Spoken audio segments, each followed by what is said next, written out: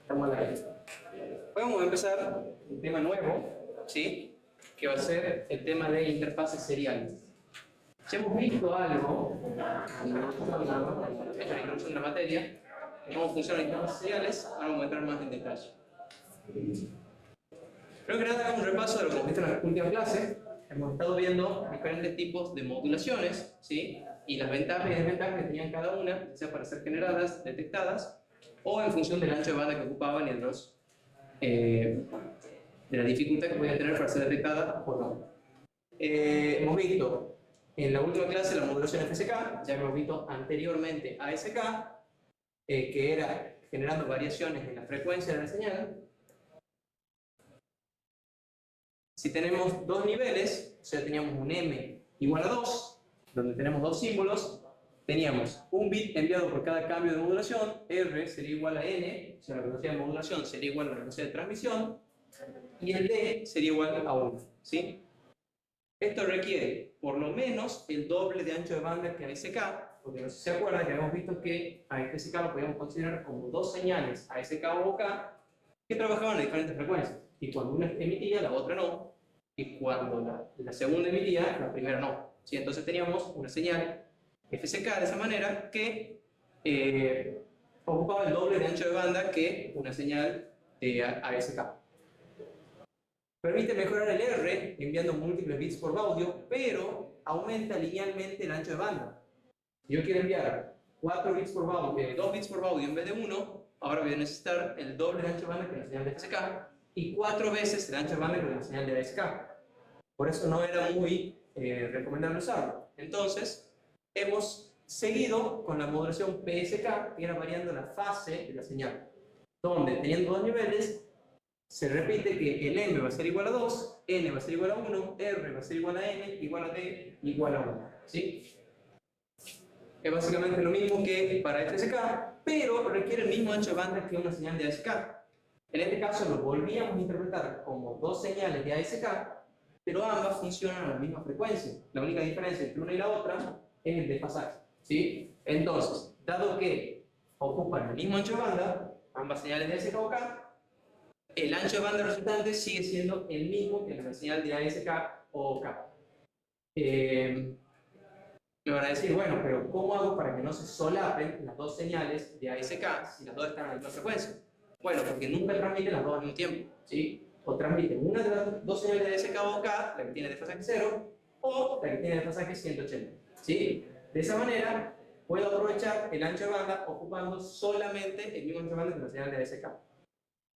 Si la diferencia entre la fase es de 180, la modulación la llamamos BPSK, Binary PSK, ¿qué pasó? Y si tenemos 4 niveles, o sea, M igual a 4, tengo 4 símbolos distintos, el N va a ser igual a 2, el R, la velocidad de transmisión, va a ser igual a 2, y el D va a ser igual a 1. Esto se llama QPSK. Como es más difícil de sincronizar la fase en un receptor, normalmente se utiliza el modo diferencial de PSK. ¿Se acuerdan? Que en vez de tener una fase para el 1 y una fase para el 0, teníamos cambios de fase cada vez que recibíamos un 1 y conservábamos la fase cada vez que, cada vez que enviábamos un 1 y conservábamos la fase cada vez que queremos enviar un 0. ¿Sí? Este DPSK tenía sus derivaciones, que sería DBPSK para binary y DQPSK para cuando teníamos 4 símbolos. ¿Sí? Luego hemos estudiado los diagramas de constelaciones. ¿Sí? ¿Se acuerdan qué eran las constelaciones? Los símbolos que podían tomar dependiendo del ángulo y la amplitud. Exacto, una representación en un plano donde yo podía marcar en fase y en contrafase los valores que podían tomar cada uno de los símbolos que emite mi señal. Si yo tengo dos símbolos, teníamos el esquema más básico de una constelación que tenía solamente 2 puntos. Si yo tenía más de 2 símbolos, podía tener 4 puntos en cuadratura, con desfasaje 90 grados entre ellos, o podía tener constelaciones de muchos puntos. ¿Sí? Era un método para representar visualmente una modulación de fase de alto orden, o sea, con muchos puntos en la constelación. Y luego vimos la modulación QAM, que era una variación de amplitud y de fase, o sea, generamos una modulación de ASK en combinación con una modulación de PSK. ¿Sí? permite mayores velocidades de transferencias al transmitir más de un bit por audio, y MQAM tiene m puntos de constelación y transmite mn, que sería el logaritmo en base 2 de m bits por cada baudio. ¿Se acuerdan la diferencia entre bit y baudio, verdad? El bit era la unidad de datos, digamos 1 un 0, mientras que el baudio era cada cambio de la señal modulada. O sea, cada vez que la frecuencia cambia, se emite un baudio. Si yo tengo 4 posibles frecuencias o 4 posibles fases en este caso, al hacer un cambio de fase, yo estoy mandando una posibilidad de 4, por lo tanto puedo mandar 2 bits, ¿sí? Eso es el baudio. Y hemos visto ejemplos de 8 QAM, 16 QAM y 64 QAM y sus constelaciones a modo de ejemplo. No es que necesariamente sea la única constelación que se puede utilizar con cada una de estas modulaciones, pero era un ejemplo. La clave es cómo distribuir los puntos en el diagrama de constelación. ¿Por qué? Para poder hacer que el límite de decisión, el límite de decisión sea lo suficientemente grande para que los símbolos no se confundan entre sí y sea relativamente fácil detectar la señal, ¿sí? Y luego vimos por último modulación OFDM, que en realidad transmite múltiples bits en paralelo por múltiples frecuencias. Esto ya es una especie de multiplexación, ¿sí? Más que una modulación, pero se utiliza mucho en las redes celulares. OFDM significa ortogonal, FDM, que es multiplexación por división de frecuencia. Y permite un mayor aprovechamiento del ancho de banda del canal con una mayor velocidad de transmisión debido a que puede mandar más bits por baudio justamente, ¿sí? Bien, ¿se acuerdan toda la clase, verdad? Empecemos entonces con el tema nuevo. Podríamos decir que hasta acá la materia está dividida. Hemos venido estudiando diferentes técnicas, diferentes codificaciones y las modulaciones. Esto sería una parte de la materia. Ahora vamos a empezar a estudiar más interfaces, ¿sí? Acá hemos visto técnicas para codificar los datos y ahora vamos a empezar a estudiar más que nada los diferentes, no quiero decir arquitectura, pero los diferentes canales o medios o normas con las cuales se pueden transmitir los datos, ¿sí? Esto me lleva a pensar que quizás podríamos hacer que el parcial llegue hasta la clase pasada y no introducir este tema en el parcial. Por lo tanto, también que no ha venido nadie a la clase, ¿sí? De todas formas, ya lo voy a hablar con José. El tema no les puedo asegurar nada, pero probablemente, dado que la materia está claramente dividida en dos, no tiene mucho sentido introducir este tema en el parcial, ¿sí? Podemos introducir hasta la clase pasada. De todas formas, lo hablo con José y seguramente el lunes les estaremos avisando. Bien. Vamos a ver las diferentes interfaces seriales que nos permiten transmitir datos y, por ejemplo, algunas de las más populares son interfaz serial, o sea, el puerto serie, que es el primero que vamos a estudiar. Luego tenemos RS232 y sus variantes. Estas son normas, no protocolos de comunicación, sino normas eléctricas, ¿sí? Establece los niveles de tensión que tiene que tener la señal para poder transmitirse con esta norma.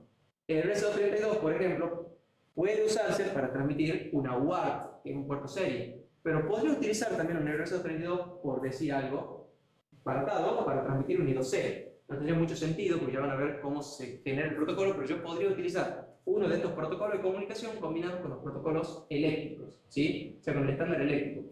Lo que me define el RS232 no es cuántos bits de datos tiene que venir, bits de parada, bits de stop, bits de paridad, sino que me define la marca tiene tal tensión, el espacio tiene tal tensión.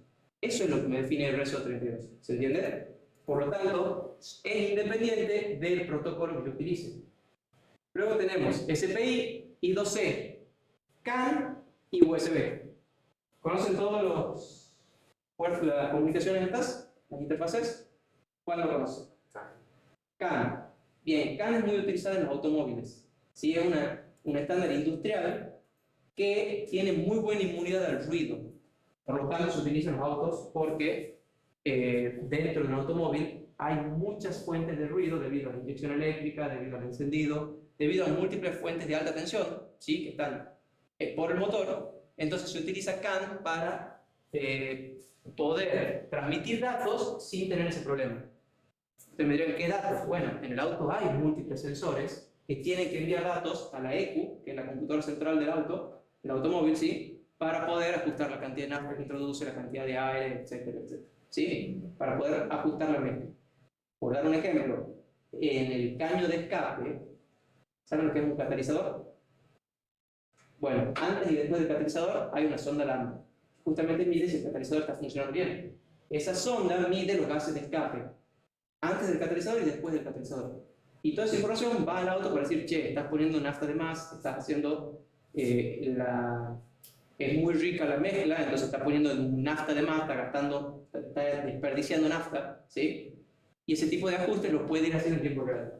Hay poco oxígeno en el aire, si yo sé que la cantidad de combustible no varió, pero veo que la muestra está saliendo con restos de combustible, quiere decir que hay poco oxígeno en el aire. Debería bajar la cantidad de combustible, debería aumentar la cantidad de aire. ¿Sí? O sea, para hacer ese tipo de ajustes, es que el auto tiene muchos sensores. Y bueno, justamente, todos entre ellos se comunican mediante una interfaz serie CAN. SPI, ¿saben qué es? SPI es otro protocolo que se utiliza mucho en sensores, no tanto a nivel industrial, sino más que nada dentro de placas, ¿sí? Y un claro ejemplo de SPI son las tarjetas SD.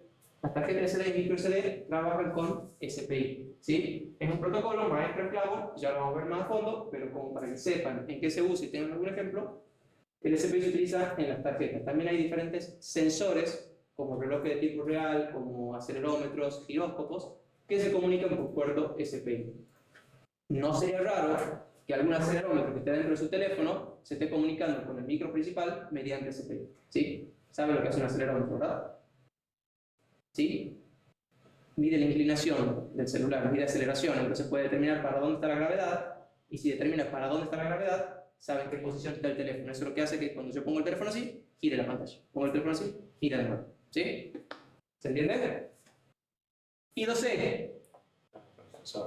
I2C también se utiliza mucho para sensores, también es un protocolo maestro-esclavo, donde hay un maestro que administra todo el bus de comunicación, y pueden haber diferentes esclavos. También se utilizan muchos sensores, sensores de temperatura, sensores de nuevo, acelerómetros, giróscopos, se utiliza también en relojes de tiempo real, ¿sí?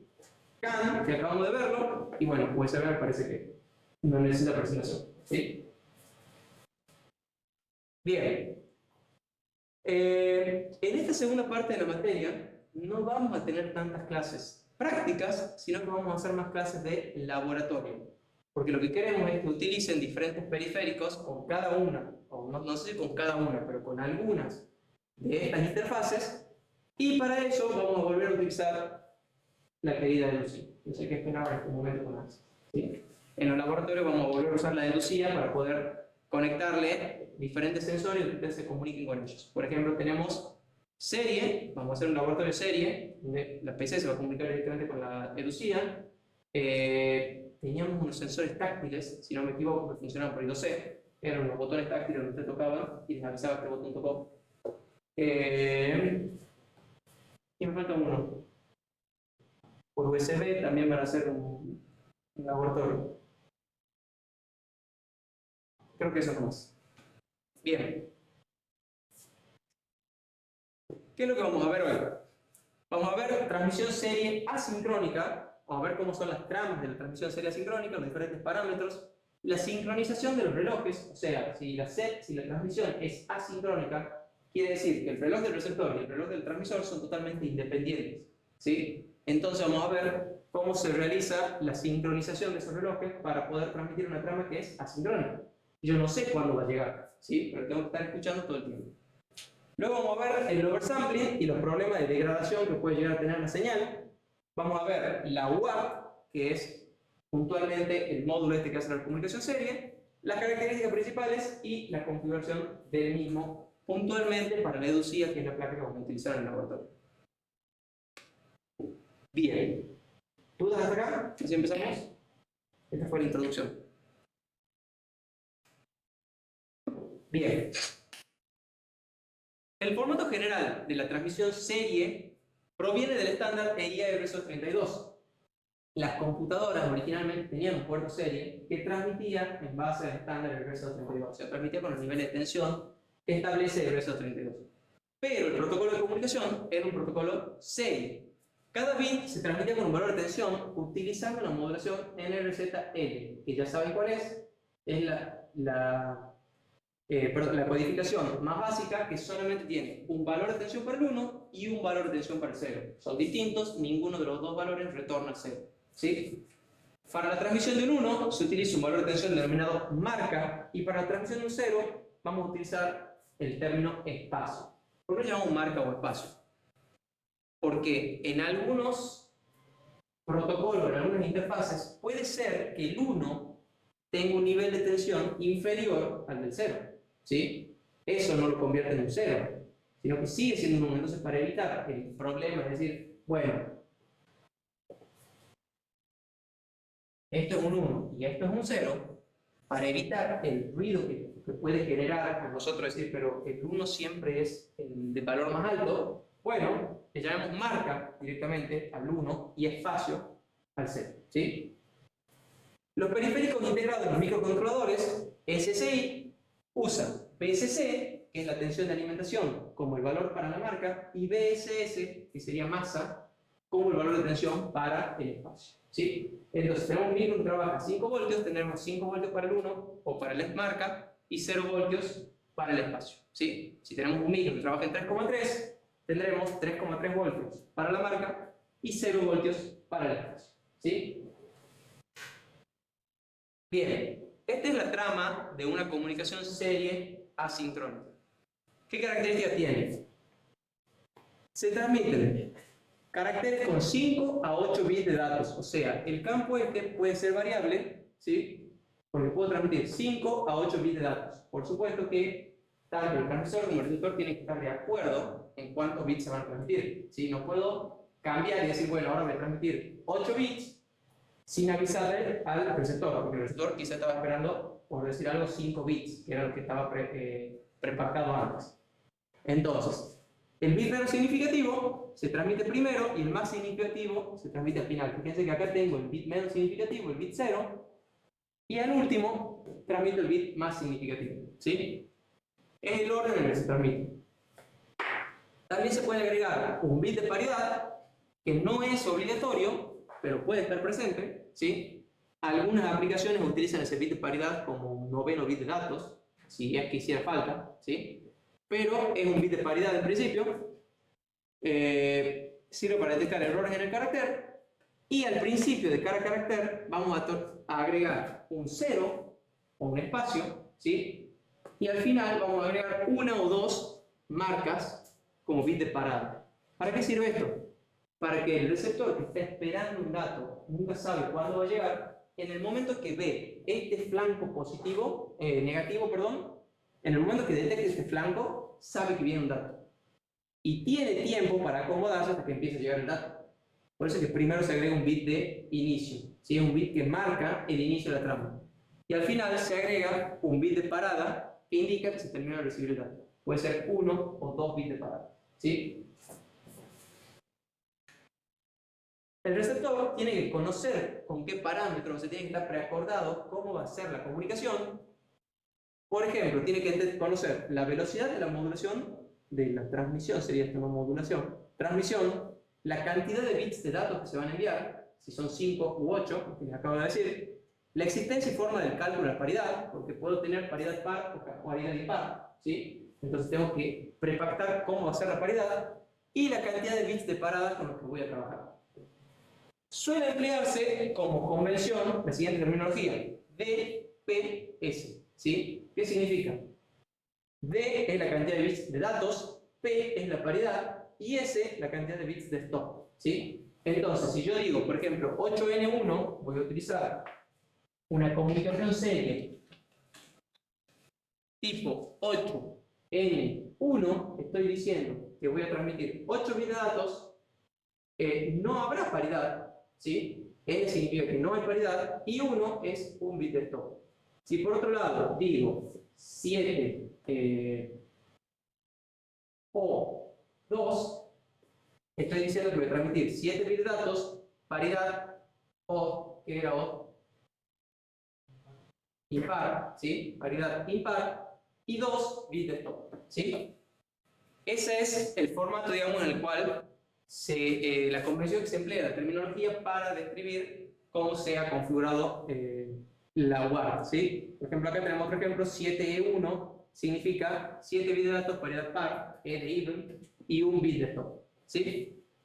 Y la velocidad de modulación puede ir desde los 300 bps hasta los 115, 200 bps. ¿Hay valores superiores? Sí. ¿Se puede utilizar valores superiores? Sí. Pero normalmente se utilizan estos valores.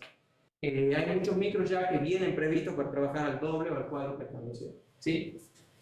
Una elección bastante común es 9600 baudos. Es una velocidad que se utilizó durante mucho tiempo, entonces suele ser una velocidad común. No es de lo más rápido, pero para transmitir comandos o instrucciones entre diferentes dispositivos, alcanza, ¿sí? Opciones de paridad. La paridad tiene 4 opciones que, 5 en realidad, si contamos en ninguna, que puede tomar. Podemos tener la paridad ninguna, donde no hay bit de paridad, ¿sí? Directamente el bit de paridad no se transmite.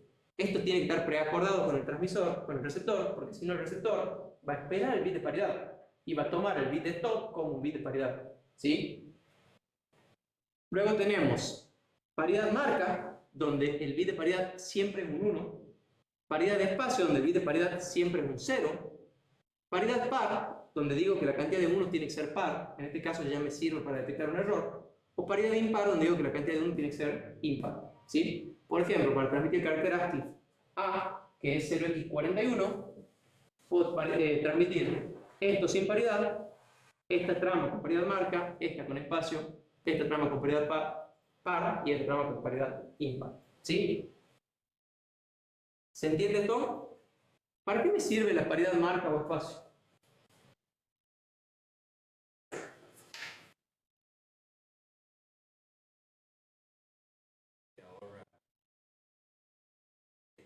Calcular la paridad del sector. Pero, No es mucho. bueno, sí, pero si no quiero mandar paridad, porque no sirve para detectar, si yo mando paridad marca o paridad espacio, no me sirve para detectar errores. Siempre es 1, siempre es 0, entonces ¿para qué la mando? Directamente podría eliminarla la paridad y no mandarla, me ahorro un bit. Esto viene de antes, cuando los micros eran lentos, ¿sí? Entonces, ¿por qué tenemos 2 bits de stop, de hecho? Para darle tiempo al micro, que tenga tiempo de procesar el dato, sacarlo del buffer y recién reciba otro dato más. Si no, puede ser que tenga un overflow, o sea, un rebalse, y pierda un dato. Los micros de hoy en día, eso no es un problema, porque por un lado tienen varios registros en un buffer de recepción, pueden tener 4 o 8 registros, entonces para que pierda un dato, tiene que haber recibido 9 datos, 9 bytes, 9 caracteres enteros. Y recién ahí, cuando se llenaron los 8 registros, el noveno lo pierde, ¿sí? Entonces el micro tiene mucho tiempo para ir sacando datos. Y por otro lado, el micro trabaja mucho más rápido en interfaz serie, ¿sí? Entonces no suele ser un problema, pero cuando los micros eran lentos o tenían que atender muchas tareas simultáneas y no podían estar tan pendientes del puerto serie, utilizábamos 2 bits de stop para darle más tiempo para que saque ese dato.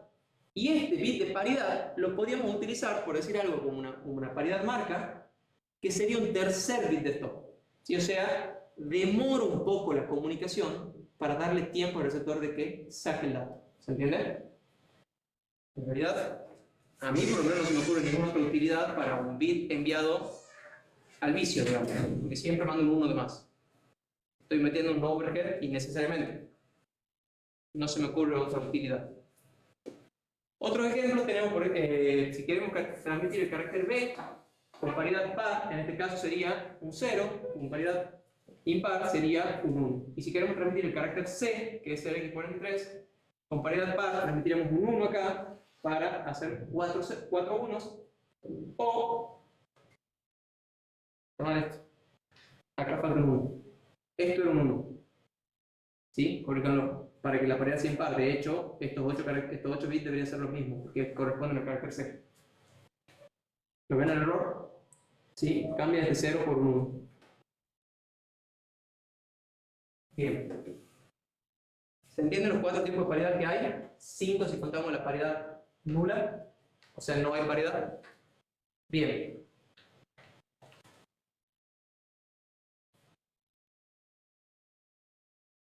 Hola.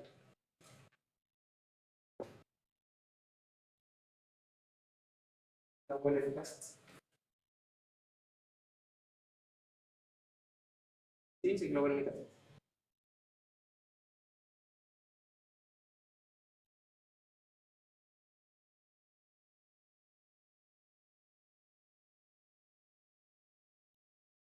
¿Qué pasa? Ah, sí. No es necesario que quede todo. Sigamos. No sé qué le pasó. Ok. ¿Cuáles son los parámetros que tiene una comunicación seria? Por un lado tenemos el tiempo del bit, ¿sí? La duración de un bit, que sería el recíproco de la frecuencia del bit. Si yo tengo que transmito a un R de 9600 bits por segundo, si me paso para escribir hoy, el tiempo del bit va a ser igual a 1 sobre 9600 expresado en segundos. ¿Sí? Sería lo mismo que entre frecuencia y periodo, ¿sí? El tiempo del bit sería el periodo, por así decirlo, de la velocidad de bits. El ND va a ser la cantidad de bits de datos que tenga el carácter. El NC va a ser la cantidad total de bits que tenga el carácter, ¿sí? Considerando bit start, stop y paridad. El TC va a ser la duración de un carácter. O sea, cuánto tiempo demoro en transmitir un carácter completo. ¿A qué va a ser igual? Al tiempo de un bit multiplicado por la cantidad de bits. Si yo demoro un milisegundo en enviar un bit y tengo que enviar 10 bits, ¿cuánto demoro en enviar ese carácter de 10 bits? 10 milisegundos. ¿Sí? ¿Se entiende? D va a ser la velocidad de la modulación, que va a ser 1 sobre el tiempo de bit. ¿Sí? Ese va a ser el 9600 bits por segundo que vimos acá. CPS va a ser la cantidad de caracteres por segundo, ¿sí? 1 sobre el tiempo de carácter. Y R va a ser la tasa de transferencia, que va a ser igual al ND sobre el NC por la velocidad D. ¿Sí? ¿Se entiende? ¿Estamos con los valores? Fíjense que el CPS, así como el tiempo del carácter es el tiempo del bit por el NC, la cantidad de caracteres por segundo lo podemos calcular como 1 sobre el tiempo de carácter o como, ¿dónde está? Esta es velocidad, como el D, que es 1 sobre el tiempo del bit, 1 sobre el tiempo de bit por la cantidad de bits que tiene cada carácter, o D sobre el NB, ¿sí? La cantidad del el NC, ¿sí? O sea, el CPS también sería D dividido en el NC. ¿Entiendes? O sea, la velocidad con la que transmite un carácter es la cantidad de bits que tiene el carácter veces más chica que la velocidad con la que transmite un bit. ¿Sí? Bien. Sincronización de relojes. ¿Cómo hace el transmisor y el receptor, cómo hacen para poder sincronizar sus relojes y no perder un bit o perder un dato? Cuando el canal está inactivo, o sea, cuando no estoy recibiendo datos, normalmente se mantiene un estado de marca, o sea, la línea está en nivel alto, ¿sí? Cuando el transmisor inserta un bit de espacio al inicio, recordemos que el transmisor inserta un bit de espacio al inicio y un bit de marca al final, llamado bit de inicio y bit de final, ¿sí? Bit de stop. Esto va a garantizar que antes de recibir un dato, el receptor siempre va a encontrar un flanco descendente, ¿sí? El nivel de reposo de la línea es el nivel de marca, de espacio. Y cuando se recibe un bit, perdón, el nivel de marca. Y cuando se recibe un bit, hay un flanco descendente que lleva el nivel al nivel de espacio. Entonces, cuando el receptor detecta esto, utiliza un reloj con una frecuencia múltiplo K de la velocidad de modulación. O sea, si yo estoy transmitiendo 9600, bueno, redondeemos para no complicarlo, estoy transmitiendo a 10.000 bps, mi receptor va a utilizar, por ejemplo, si el K vale 16, va a utilizar un reloj interno de 16.000, perdón, dije 10.000, de 160.000, ¿sí? Hertz. ¿Por qué? Porque eso me va a permitir al receptor, una vez que recibe el bit de start, ahorita en la gráfica que sigue,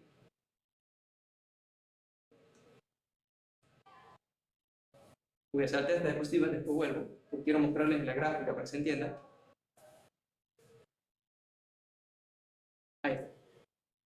Este reloj interno que tiene el receptor le va a permitir, una vez que detecta un flanco descendente, contar un cierto tiempo para centrarse en el bit de start. ¿Para qué me sirve esto?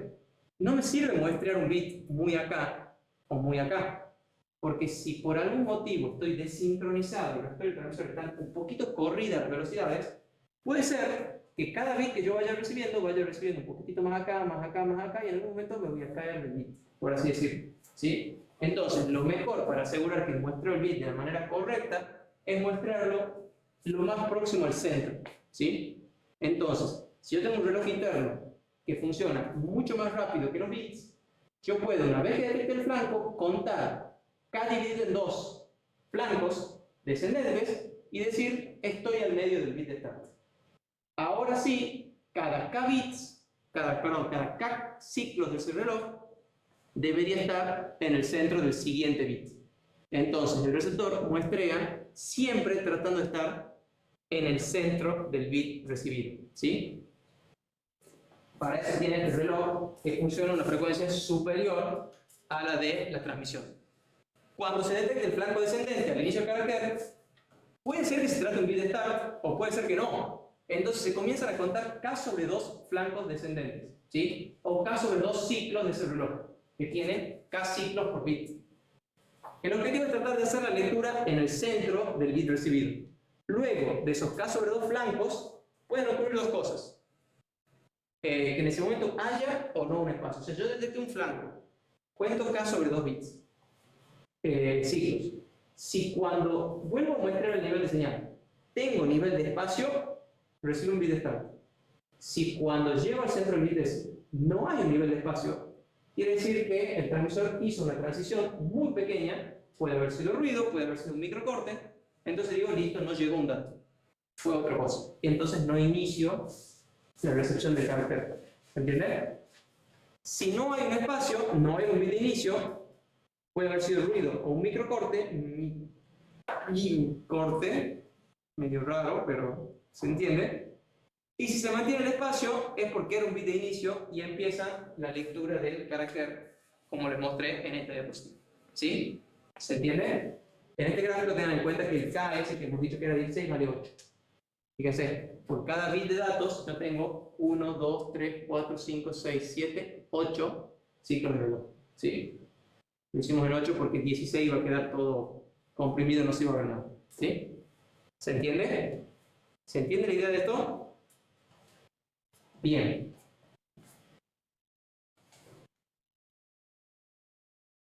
Esta sería, por ejemplo, supongamos que las señales del reloj, del receptor y del transmisor no están perfectamente sincronizadas, ¿sí? Lo ideal sería que yo cada bit lo muestre exactamente al centro de cada bit del bit, ¿sí? O sea, las líneas de este punto son el momento en el que muestreo cada bit, ¿sí? En este caso los muestré a todos perfectamente. Si el transmisor está un poquito más lento que el receptor, o sea, los demora un poco más a los bits, puede ser que el momento del muestreo se vaya corriendo lentamente, ¿sí? Se puede ir corriendo hasta cierto punto. Este será un límite aceptable, donde hasta el último bit fue muestreado perfectamente, ¿sí? No sé perfectamente, pero aceptablemente, ¿sí? Fíjense que yo muestreo y cada vez que hay una línea de puntos, muestreo un solo bit. ¿Cómo lo podemos ver? Porque cada bit tiene una sola línea de puntos internos. Ahora, si el transmisor hubiera demorado más aún los bits, porque su frecuencia era muy baja, podría haber llegado a ocurrir esto, donde por ejemplo este bit tiene dos líneas de punto interno, ¿sí? Este bit fue medido 2 veces, entonces el dato llegó de manera incorrecta. ¿Se entiende? Por esto es fundamental que la frecuencia con la que transmite el transmisor y con la que muestra el receptor estén sincronizadas adecuadamente para evitar este problema. La máxima diferencia del reloj admisible es media duración de bits, ¿sí? La máxima diferencia que yo puedo tener en el reloj es media duración de bits. ¿Por qué? Porque estoy mostrando al centro. Si la velocidad del receptor es media duración de bits más alta, va a haber un bit que no lo voy a mostrar. Y si es más, media duración de bit más baja, va a haber un bit, como en este caso, que lo puedo llegar a mostrar 2 veces. ¿Sí? ¿Se entiende?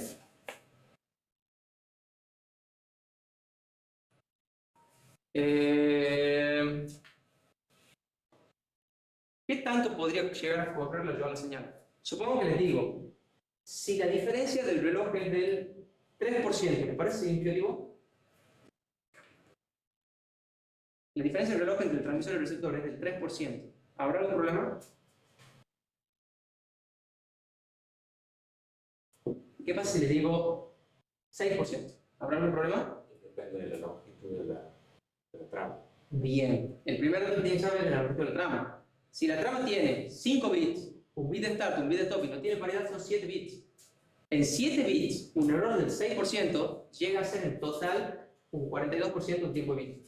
No llega a medio tiempo de bit. ¿Sí? Entonces, si tengo una trama cortita, tengo más tolerancia con la diferencia de sincronismo que pueden tener entre los dos relojes. ¿Sí? Ahora, si tengo una trama muy larga, qué sé yo, 8 bits de datos, 1 bit de paridad y 2 bits de stop, el bit de inicio, ¿sí? Bueno, tengo menor tolerancia. Les diría que de manera genérica, para toda UART un error menor al 3% funciona, ¿sí? No van a tener problemas con un error inferior al 3%. Ahora, si hay un error superior al 3% en la velocidad de transmisión, sí. Cuando ustedes vayan a configurar un UART, normalmente eligen los valores de los divisores para establecer la frecuencia de ese clock interno que es cada vez en el tiempo de bit. Siempre va a haber un error, porque por ejemplo puede haber un transmisor que trabaja con un cristal a 8 megas y otro transmisor y el receptor trabaja con un cristal a 9,1 megas. ¿Sí? Si es ese caso, no van a poder dividir precisamente esos dos valores para llegar a un mismo tiempo de clock interno. Pero sí van a poder buscar un valor aproximado, ¿sí? Que difiera menos del 3%. ¿Entiendes? Incluso en la hoja de datos de algunos micros hay tablas que les permite ver cuáles son los valores adoptados por el divisor en función de cada velocidad de transmisión y el error porcentual que van a tener. ¿Sí? Siempre busquen un error menor al 3%. ¿Dudas? Degradación de la señal. Creo que esto lo podremos... No, siga un poquito más si no se va a hacer muy larga esta parte. Degradación de la señal. Sabemos que el cable con el cual transmitimos los datos no es ideal, ¿verdad? No es un conductor ideal. Tiene resistencias parásitas, tiene capacidades parásitas, ¿sí? Entonces, esto genera que la señal cuadrada se degrade. Los bits que yo transmito como una señal perfectamente cuadrada, al receptor no le llegan como cuadraditos así perfectos. Los flancos rectos se van a transformar en curvas exponenciales debido al efecto de las capacidades parásitas, ¿sí? Son cargas y descargas capacitivas. Y cuando aumenta la velocidad y la distancia, los efectos que tiene esta deformación se vuelven más significativos. Por ejemplo, yo tengo una señal cuadrada, ¿sí? Y tengo un modelo de un cable telefónico de 2 kilómetros. ¿Sí? O sea, esto sería el modelo eléctrico de un cable telefónico de 2 kilómetros. Aquí está el transmisor y acá estaría la señal que le llega al receptor. ¿Sí? Si yo transmito,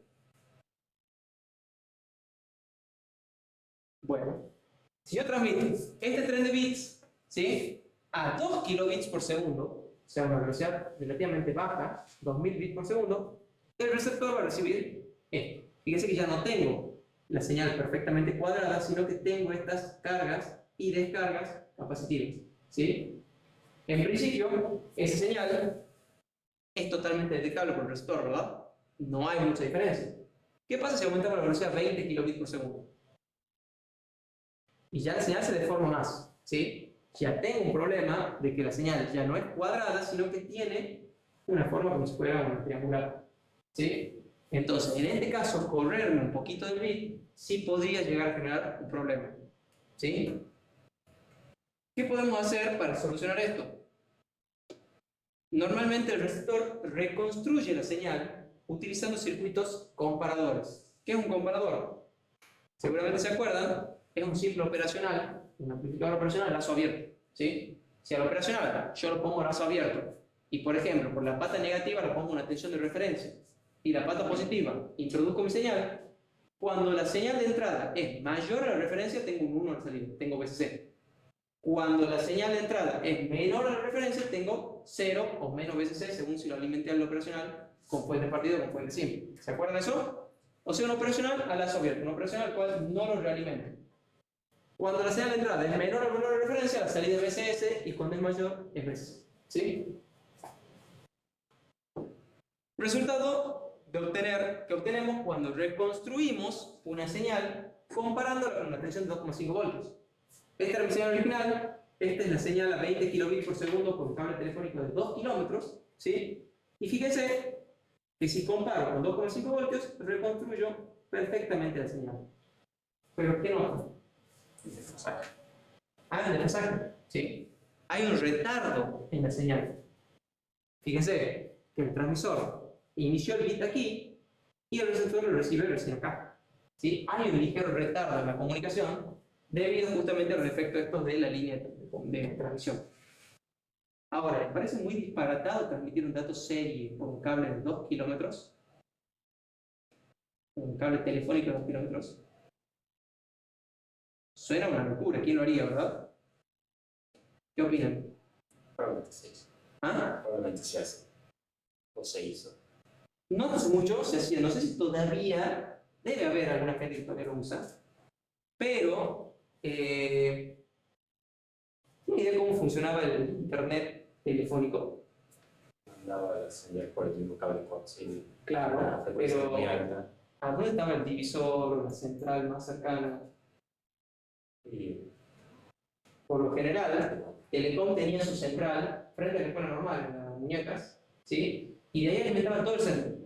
Y no es que salían cables a divisores, como por así decirlo, zapatillas, que iban saliendo un cablecito para acá y de aquí salían 1000 cables, otro cablecito para acá y de aquí salían 1000 cables. No, no, no. De Telecom salían los 10.000 cables. Salían cables así que tenían 1000 pares telefónicos.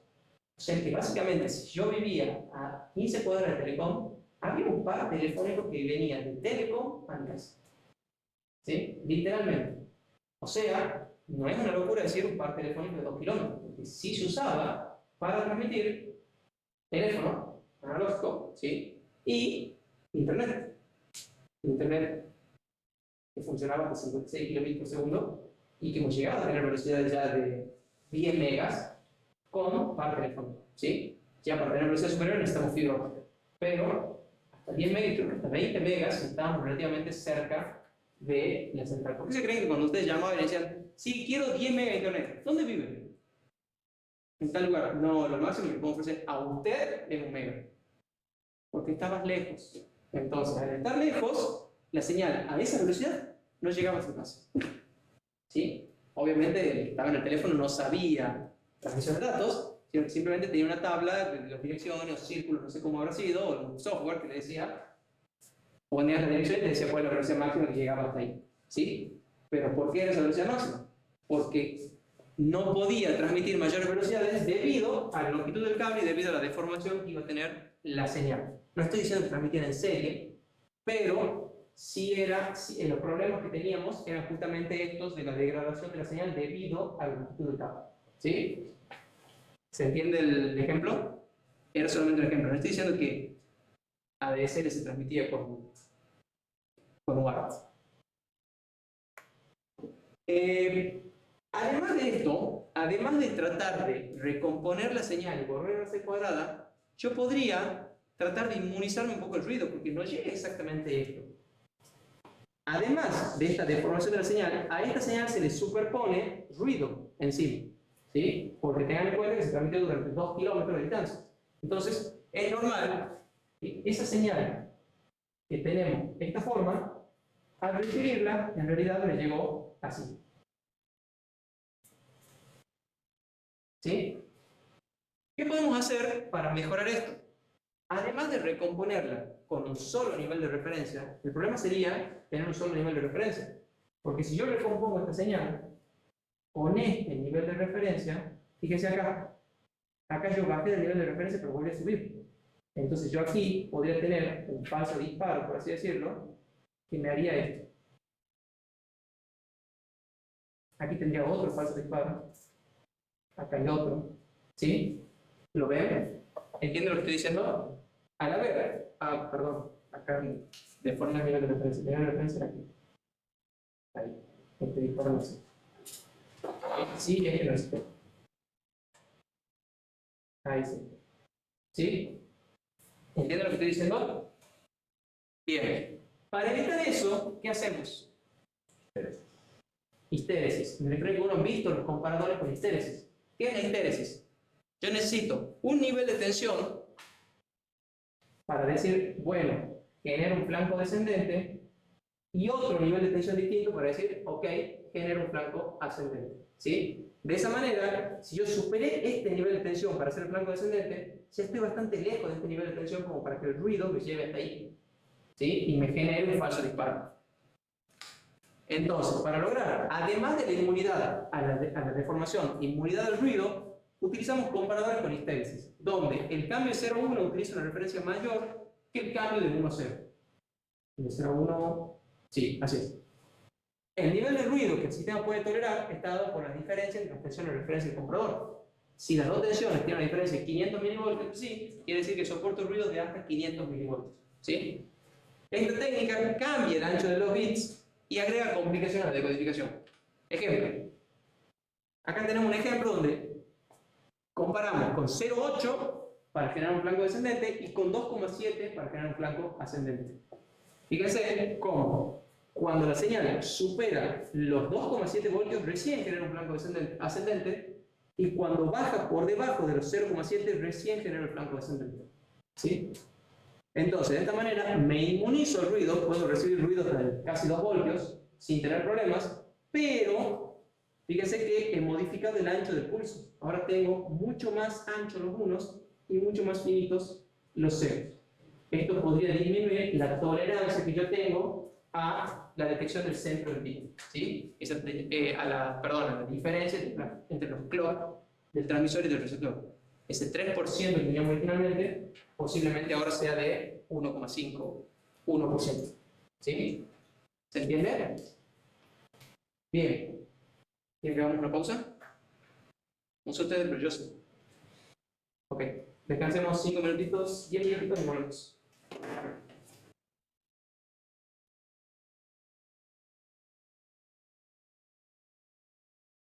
Bien, estamos viendo el uso de histéresis para poder recomponer la señal y de paso inmunizarnos respecto del ruido. ¿Sí? Esta sería una forma de ver la interfaz en modo común.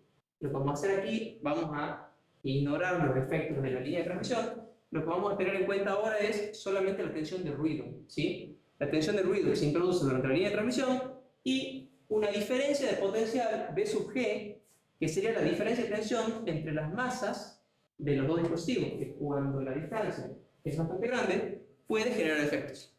Entonces, ¿cuánto es la tensión que va a recibir mi receptor?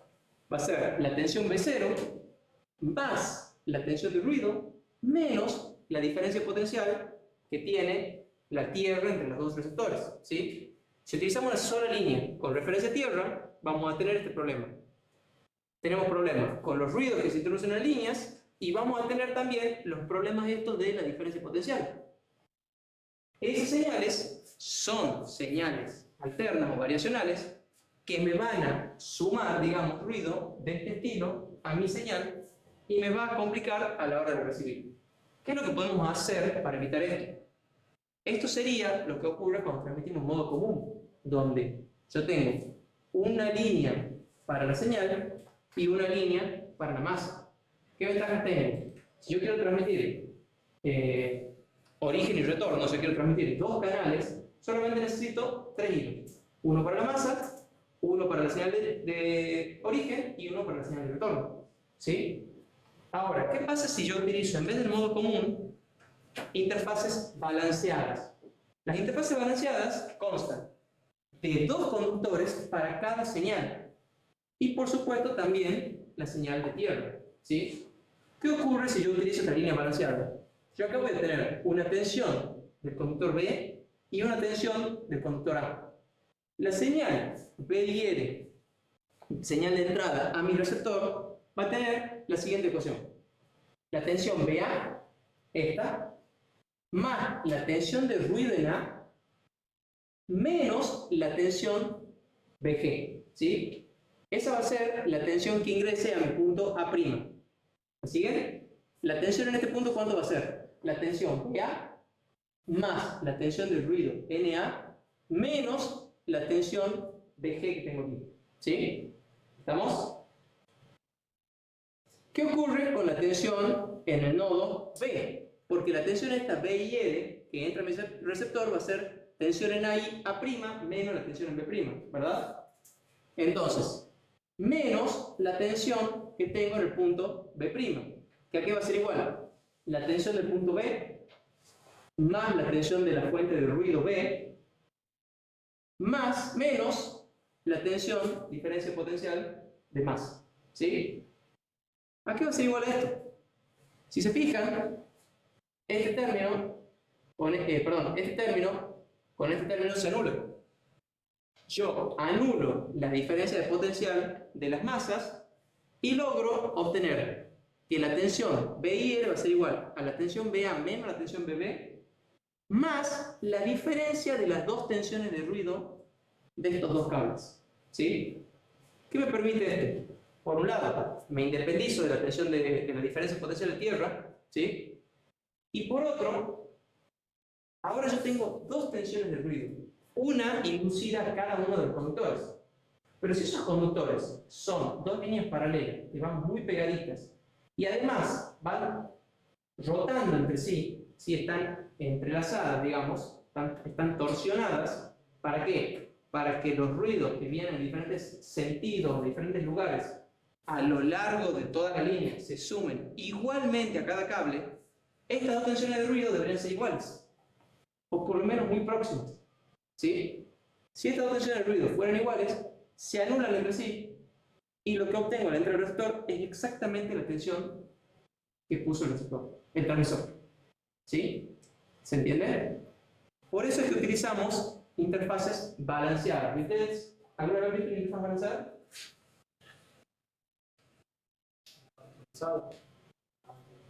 El par transmisor del cable telefónico, otro.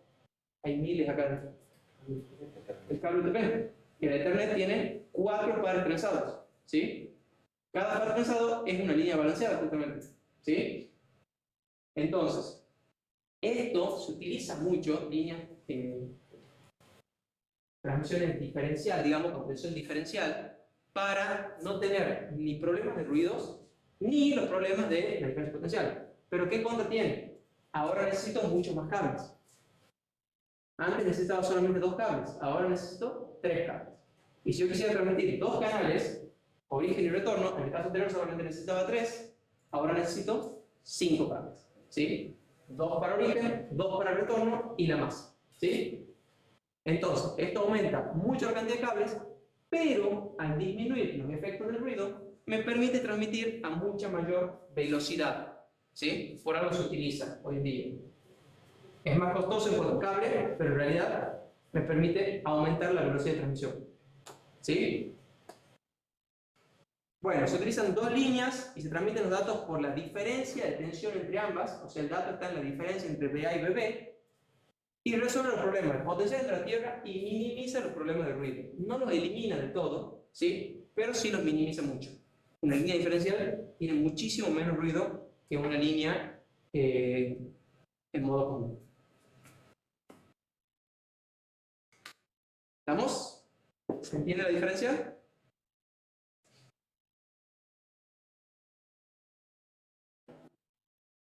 Bien. Pero la diferencia que hay entre una UART y una USART.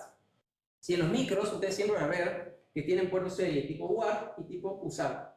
La UART es un transmisor receptor universal asincrónico, mientras que la USART es un transmisor receptor universal sincrónico y asincrónico. Básicamente, la UART solamente puede operar en modo asincrónico, que es el que vimos recién, donde los clocks de las dos del transmisor y del receptor, de las dos estaciones, son totalmente independientes y yo nunca sé cuándo va a llegar un dato, ¿sí? Mientras que en el tipo sincrónico podemos operar en el modo sincrónico hay un clock que les permite estar todo el tiempo sincronizado a la estación transmisora y al receptor.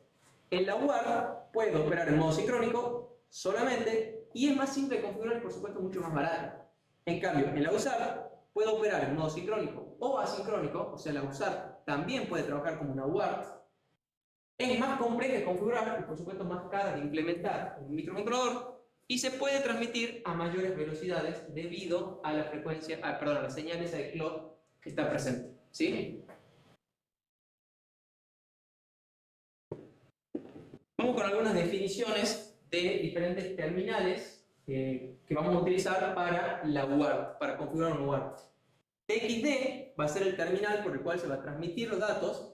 RXD va a ser el terminal por el cual van a llegar los datos del receptor. Está de más decir que si yo tengo dos terminales, o sea, dos dispositivos, el TXD del dispositivo A tiene que ir al RXD del dispositivo B. Y el TXD del dispositivo B tiene que ir al RXD del dispositivo B. ¿Sí? ¿Se entiende? O sea, TX con RX porque uno transmite y el otro recibe. Si unimos los dos TX y unimos los dos RX, nunca ninguno va a recibir nada y uno de los TX se podría quemar. ¿Sí? Porque estamos uniendo dos niveles de tensión distintos. Normalmente no, porque son salidas de colector abierto, pero bueno, podría llegar a ocurrir. DIR va a ser el terminal con el cual controlamos la dirección del canal en una comunicación half duplex. UClock va a ser el terminal de salida o entrada de clock cuando utilizamos la USART en modo sincrónico. Y BAW va a ser la terminal de salida de la señal del reloj multiplicada por 16.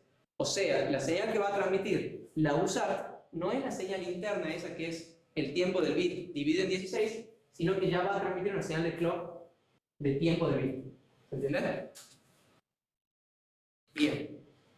Este es el esquema de la UART de la CIA que ustedes van a configurar. Fíjense, tenemos por un lado el generador de baud rate. Esta parte me va a permitir generar la frecuencia del clock S con el cual va a trabajar mi UART. Por otro lado tenemos la estructura del transmisor y acá tenemos la estructura del receptor. ¿Sí? Acá tenemos toda la parte de control de la UART. Fíjense o veamos primero la parte del transmisor. Por un lado tenemos el transmitter DMA interface, que este no lo vamos a utilizar. Este solamente se utiliza si utilizamos DMA. ¿Saben lo que es DMA? Es un módulo para tener acceso directo a la memoria. Entonces, el programa de usuario no tiene que hacer el movimiento de los datos, sino que ya directamente se configura un módulo para que acceda a la memoria y la maneje sin requerir tiempo de micro. ¿Sí? Tenemos el Transmitter Holding Register o THR, el Transmitter FIFO. ¿Sí? Esto es un registro de desplazamiento first in, first out. Entonces, el primero que ingresó es el primero que sale. De esta manera, ingresa un bit, ingresa un dato, si luego ingresa otro, bueno, el primero que ingresó, el más viejo, es el primero que sale. ¿Sí? Y luego tenemos el Transmitter Shift Register. ¿Qué es el Shift Register? Es básicamente un registro de desplazamiento donde el carácter que ingresa empieza a ser enviado bit a bit.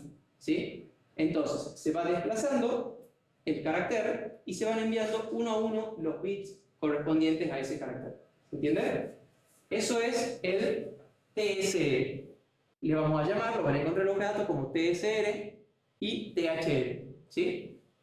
¿Y el receptor que tiene? Tenemos el Receiver Shift Register, nuevamente un registro de desplazamiento de recepción, donde van a ir entrando uno a uno los bits que vayan llegando. El Receiver FIFO, un buffer, ¿sí? First in, first out, igual que en el transmisor.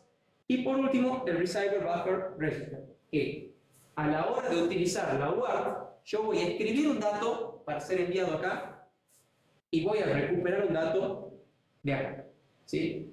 Va a haber diferentes recursos de micro que me van a avisar que se recibió un dato. Entonces, cuando se pone ese recurso 1, yo voy y saco el dato de aquí. A la hora de transmitir, pongo un dato aquí, ese dato pasará al transmitter FIFO, que tiene un largo finito, y de ahí se irán enviando uno a uno. Cuando se terminó de enviar un carácter completo, se saca otro dato de aquí y se continúa el envío, ¿sí? Hasta que este registro se queda vacío. Este buffer termina vacío. ¿Se entiende? ¿Se acuerdan que yo les decía que el segundo bit de stop era para darle tiempo a la CPU a sacar el dato? Bueno, eso era porque normalmente esto no existía. El dato, una vez que se recibía, pasaba para acá. Y ya se podía empezar a recibir otro. Si el segundo dato se terminaba de recibir, como no se vació este, se caía, se descartaba, ¿sí? Entonces ahí teníamos lo que se llama el overflow error, error de rebalse, ¿sí? No he leído el dato a tiempo, entonces el dato siguiente se descartó. Este receiver FIFO es lo que me permite ir recibiendo varios datos e ir apilándolos acá, y creo que tiene un largo de 4, por lo tanto yo podría almacenar hasta 5 caracteres sin tener que leerlos, ¿sí? Obviamente lo más recomendable es siempre ir leyéndolo lo antes posible. Y el transmitter FIFO, si no me equivoco, también tiene una longitud de 4, por lo tanto yo puedo cargar hasta 5 caracteres acá y despreocuparme, ¿sí? El módulo va a permitir esos 5 caracteres de manera autónoma. ¿Se entiende más o menos la estructura de la UART? ¿Sí? Y acá tenemos la estructura de la USART. Fíjense que en este punto, además del RxD y del TxD, vamos a agregar el BAUD y el uClock para poder mantener el sincronismo entre los dos receptores. O sea, en este caso, tengo más hilos que unen el transmisor y el receptor. En la UART, yo solamente uno TxD y RxD, y por supuesto la masa, ¿sí? En este caso, además del RxD y del TxD, voy a agregar uClock y BAUD para mantener el sincronismo de los relojes de ambos dispositivos. Descripción de los terminales. Uy, no sé qué hice. Bien. Fíjense que la CIA tiene 3 UART. Tiene el módulo USART 0, el USART 2, me falta uno. Quedan 4. Y de hecho falta la USART 1. ¿Eso no es la que va por USB o la? Capaz que la está usando. Hay una que va por USB que es la que usa el FTDI. El FTDI. Creo que es la UART 1, la USART 1 la que está usando el FTDI. Bien. Tenemos los bits U0 RxD, U0 TxD. Fíjese que U0, U2 o U3 define a qué UART pertenece cada bit, ¿sí? Esto lo pueden encontrar en el hoja de datos y les va a permitir ver los diferentes pines que tienen que ustedes configurar para poder usar ese puerto sello, ¿sí? No recuerdo cuál usamos en el laboratorio, creo que usamos la UART 0, si no me equivoco. Usamos la 0. Qué cosa rara que hace el proyector. Y luego tenemos, para cada USART, estos registros de configuración, ¿sí? Tenemos, por un lado, el RBR, que es el buffer de recepción. Este es el buffer donde nosotros vamos a ir a recibir los datos, ¿sí?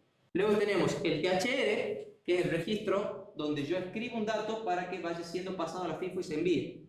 La interacción con estos dos registros es constante. Si yo quiero recibir datos, tengo que ver si hay un dato acá. Si yo quiero enviar datos, tengo que ver si hay un dato, tengo que poner el dato que envío en este registro, ¿sí? Luego tenemos DLL, DLM, que son los registros con los cuales yo voy a modificar el valor del divisor S para establecer la frecuencia del clock, ¿sí? Son divisores que, yendo a estas tablas, yo puedo ver qué valor le tengo que asignar en función de la frecuencia a la cual quiero transmitir y de la frecuencia de clock que yo tenga, ¿sí? Porque no es lo mismo si yo estoy trabajando con un clock a 40 megas que si estoy trabajando con un clock a 200 megas, ¿sí? El valor del divisor va a variar para poder lograr, por ejemplo, 9600 bits por segundo. Luego tenemos el IER, que es un registro de habilitación de las interrupciones. Esto va a permitir que cuando ocurra algo en la UART, el micro se interrumpa y vaya a una rutina de interrupción, lo cual me permite recibir los datos de manera más eficiente. Yo ya no voy a tener que estar preguntando todo el tiempo, hay datos, hay datos, hay datos, sino que directamente cuando llegue un dato, se interrumpe el micro y voy a sacar esos datos. Luego tenemos el Interrupt ID Register, que me permite saber ante una interrupción a cuál de las causas de la UART se debió. Si se debió a que se recibió un dato, si se debió a que ya no hay más datos para enviar, si se debió a que ocurrió un error de encuadre o de rebalse con el dato recibido, etc. ¿Sí? Luego tenemos el FCR, ¿sí? Que me permite controlar, me permite controlar los registros FIFO del transmisor y del receptor. El LCR, que me permite controlar la línea, ¿sí? Hacer acciones de control de la línea para formatear el dato, o sea, básicamente se me permite definir la cantidad de bits de datos, si va a haber 1 o 2 bits de stop, ¿sí? Todo eso lo vamos a configurar en el LCR. Y el LSR me dice el estado de la línea, ¿sí? El LSR me puede decir si hubo alguna condición de break, si hubo alguna condición de encuadre, ¿sí? Con la comunicación, dicho sea de paso. Ya hemos visto que puede haber un error de rebalse y el micro lo puede detectar. ¿Por qué? Él recibió un dato y no se leyó, el micro tuvo que descartar el dato y me va a avisar en algún bit de algún registro, hubo error de rebalse, ¿sí? Ahora, ¿qué es el error de encuadre?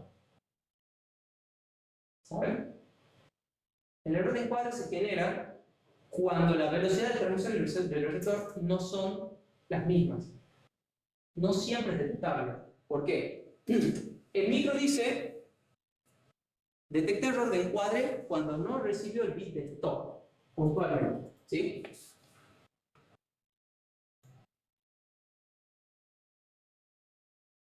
Vamos a borrar todos estos garabatos. Va a ser una trama cortita.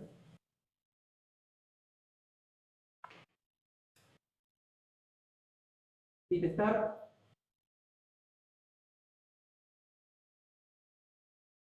Uno, dos, tres, cuatro, 5. Bit stop. Supongo que no hay paridad. ¿Sí? Este va a ser el stop y este va a ser el start. Y acá tenemos el bit, perdón, este es el start. Para mí, esta es la línea de reposo, este es el start. Bit 0, 1, 2, 3, 4. ¿Sí? Y el bit stop. Bien. Si el dato se recibe correctamente, supongo que la guarda, en este caso está configurada en 5N1. O sea, la guarda del receptor sabe que tiene que recibir 5 bits de datos, ningún bit de paridad y un solo bit de stop. ¿Qué hace la guarda del receptor? Una vez recibido el bit de start, se centra en el bit y empieza a leer todos los bits en el centro. Una vez que recibió 5 bits, del 0 al 4, dice, ok, debería venir un bit de stop. Si el bit de stop llegó, todo salió bien. ¿Sí? Adelante. No anda la manita.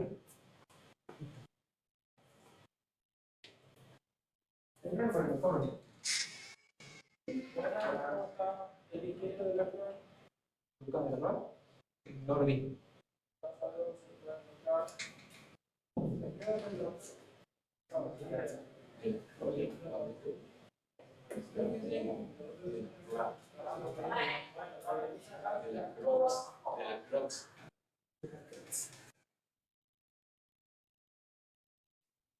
Bueno, tocayo.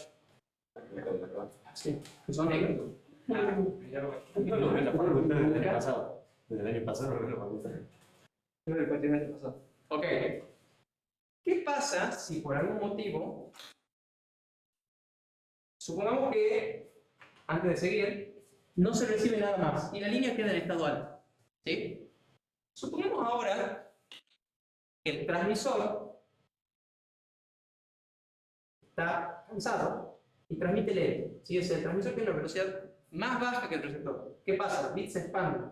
Entonces, el receptor detecta aquí, después aquí, después aquí.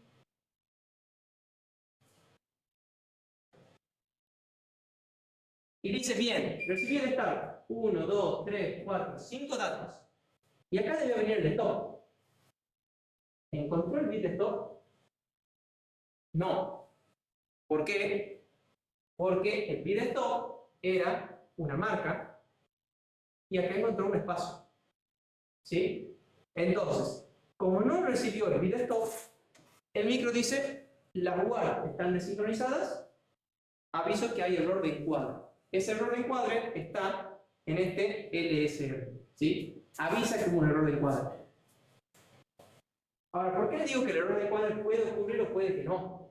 ¿Qué pasa si en realidad el transmisor está apurado y transmite más rápido que el receptor? El bit start se detecta acá, este se va a leer acá, este se va a leer acá, este acá,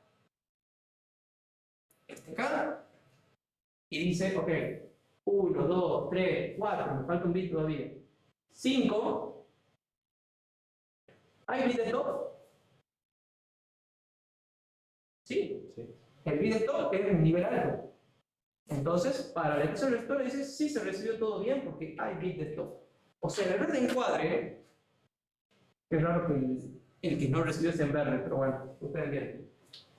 El error de encuadre se detecta por la ausencia del bit de stop. Simplemente, así funciona el error de encuadre que detecta el micro. Ahora, no es seguro que siempre se reciba. ¿Por qué? Porque puede interpretarse como un estado de reposo en la línea. O, si este bit hubiera sido un 1 en vez de un 0, de hecho, ¿por qué se creen que hice 2 ceros seguidos? Pero venía siendo 1, 0, 1, 0. Tuve que hacer otro espacio. ¿Sí? Si esto hubiera sido una marca, el verde lo hubiera interpretado como, ah, es bit stop, llegó todo bien. ¿Sí? Y no hubiera acusado error de encuadre. ¿Se entiende? Y si lo hubiera hecho porque son 4 bits, ¿hubiera recibido solo 4 bits o no? ¿O No. lo recibió como un 1 y Este bit lo hubiera leído 2 veces. Hubiera recibido mal el dato. En vez de recibir 0, 1, 0, 1, 1, hubiera recibido 0, 1, 0, perdón, en vez de recibir 1, 0, 1, 0, 0, hubiera recibido 1, 0, 1, 0, 0. Bueno, sí, bueno, pero este hubiera sido un 1. Y en vez de recibir, en el caso hipotético de que esto hubiera sido así, esto hubiese sido también un 1. ¿Yo qué transmití? 1, 0, ¿cierto? Que este es menos significativo, esto está al revés. 1, 0, algo más grande. 1, 0, 0. 1, 0, 1, 0, 1. ¿Y qué recibió el verde? 1, 0, 1, 0, 0. Pero no se da cuenta que hubo error de encuadre porque toma esto como bit stop. ¿Sí? ¿Cuándo hubiera detectado en negro que sí hubo error? Si se hubieran transmitido dos mensajes simultáneos, con la mínima demora, aquí hubiera habido otro bit start. El siguiente carácter. Entonces ahí el caso negro sí hubiera encontrado el error de encuadre. ¿Sí? Estadísticamente puede transmitir muchos datos. Si están desencuadrados, están desincronizados, se debería detectar en algún momento el error de encuadre. ¿Sí? O sea, hay casos particulares en los que no se va a detectar, pero casos particulares en los que sí. Si yo transmito una cadena de caracteres de, qué sé yo, 15 caracteres y lo transmito a la máxima velocidad, o sea, pegadito, apenas termina de salir un dato, sale el otro, y eventualmente se va a encontrar el error de encuadre. ¿Sí? Son casos particulares en los que no se encontraría y podría ocurrir esto que ocurrió acá. No se detectó el error de encuadre y se tomó mal el dato. ¿Sí? ¿Se entiende? Eso es lo que conocemos como error de encuadre. Y ocurre bajo estas condiciones. Y le nombré otro error más.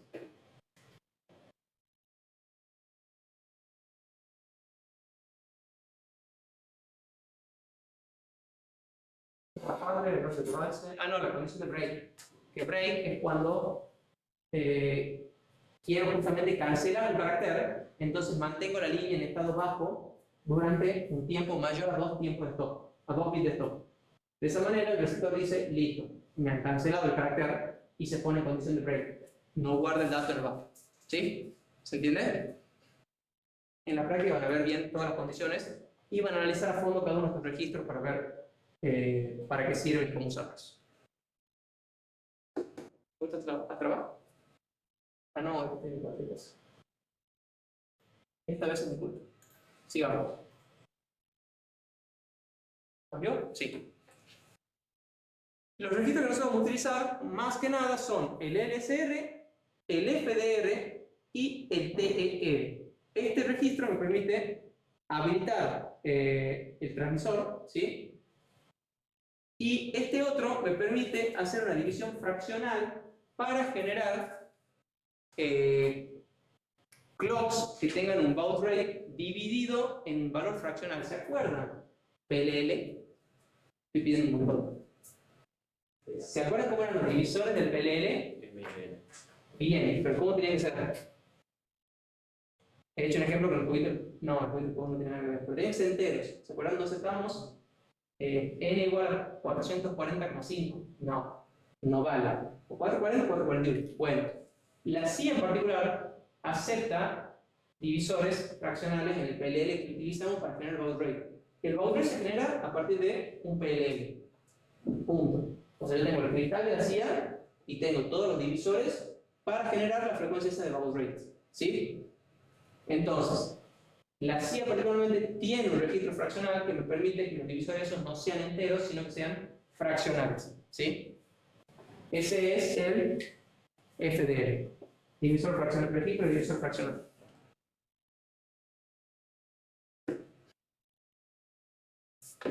Bien, luego tenemos el RBR, ¿sí? El RBR es el registro donde yo voy a recibir los datos, ¿sí? Contiene el último dato, el más viejo, recibido por el UART RxFIFO. ¿Se acuerdan de la estructura de la UART? Teníamos el registro de desplazamiento, el Shift Register, después teníamos la pila FIFO y luego teníamos el RBR. Ese RBR es donde se guarda el dato más viejo que llegó, el carácter más viejo. Bueno, llegó tres caracteres. El más viejo ya está en el RBR. Los demás se van apilando en la pila FIFO. ¿Sí? ¿Se entiende? A medida que yo voy sacando el dato del RBR, el nuevo dato más viejo que está en la pila FIFO pasa al RBR. Saco otro, pasa el siguiente de la FIFO al RBR. ¿Sí? Eso pasa cada vez que yo voy sacando un dato del RBR. Lo ideal sería tener la pila FIFO esa vacía. O sea, yo debería sacar los datos constantemente. O quizás no. Quizás para no tener interrupciones constantes, espero que me interrumpan cuando la pila FIFO ya esté llena y saco todos los datos de una en una sola rutina. No sé, dependerá de cómo lo haga cada uno. ¿Sí? Y por otro lado tenemos el THR, que es el registro donde yo voy a escribir el dato, ¿sí? Que luego va a ser pasado a la pila FIFO.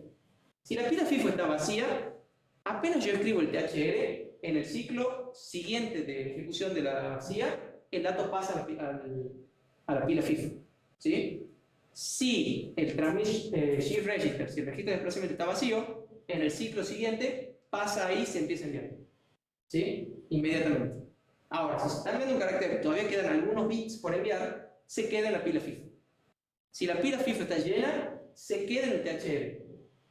Si yo vuelvo a escribir el THR y el registro de desplazamiento no terminó de enviar un carácter, la pila FIFO está llena y el THR está lleno, me tiro un error. ¿Sí? O sea, el dato que yo escribí en el THR no se escribe en el THR, se mantiene el dato anterior y me va a tirar algún error al ciclo. Algún bit se va a poner a 1. No es que va a tirar un error en pantalla, sino que un bit se va a poner a 1. Si yo habilité alguna interrupción, se va a ejecutar esa interrupción. ¿Sí? O si yo leo el bit, me puedo dar cuenta de que hubo algún error. ¿Sí? Todo eso ya depende de el que haya hecho el programa. Creo que llegamos acá más. Cortemos acá si seguimos acá. ¿Dudas al respecto?